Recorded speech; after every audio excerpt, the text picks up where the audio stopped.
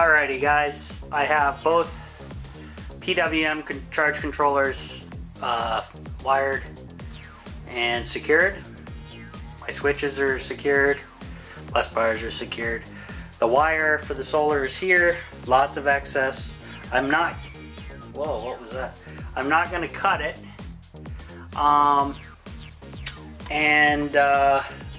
Reason is just in case I need to, if I ever have to move things again. Okay, but I will roll it up and attach it to the back wall here somewhere. Next, I need to run my battery wires off the charge controllers. And the one thing I didn't think about was where are the batteries going to go. So I'm guessing the nice thing about this setup is with the weight of the batteries, if I put the batteries going across this way, that will basically weigh this whole thing down and it ain't gonna rock and roll. So I'll put the battery packs sideways this way and go from there. So next, yeah, I have to run the battery cables down. See if I can zoom in and show you. Yeah, so that's them just next to the solar, and I will do that. Now this one on the right is already set up with the right settings that I want. So when I give power to this one, I have to mirror the settings off of this one to this one because that's the optimal settings for solar. So that'll be nice. Now I think what I'm going to do is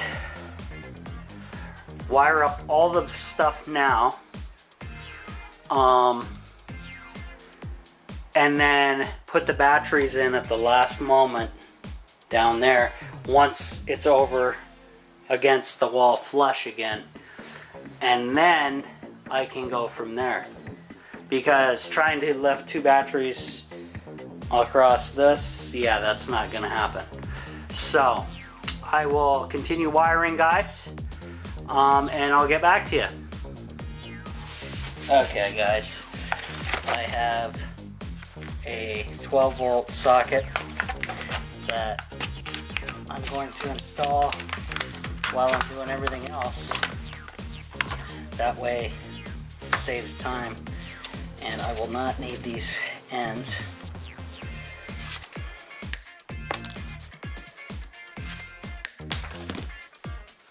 Oops. I'll clean that up in a second.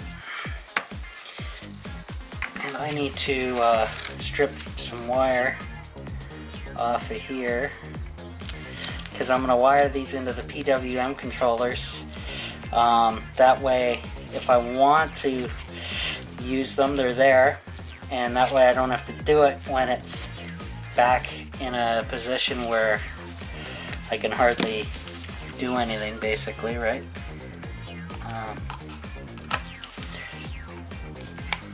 I have the battery lines hooked up to the PWMs. I'll show you that in a second once I get done doing this. And then I like to give this a nice good twist together, just so you know everything's tighter.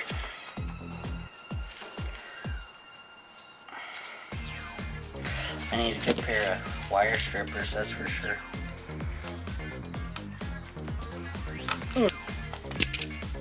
See if I can.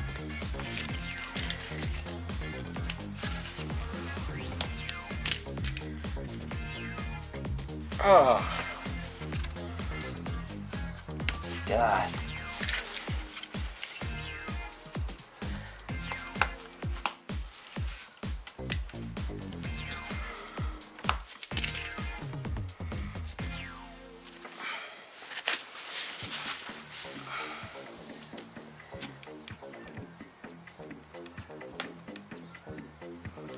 Come on. You can do it. Oh, wow. Have all the copper fall apart too.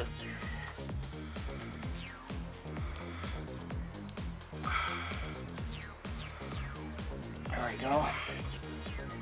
Trim that nasty edge off. There we go. So I'll hook that up. I'll show you guys what I did over in the solar box. I guess that's what we'll call that thing. You guys can pick a name up for it. I'm sure it's some of you are going to give it some nasty names, but that's too bad. So I gotta turn that light back on so I can show you guys.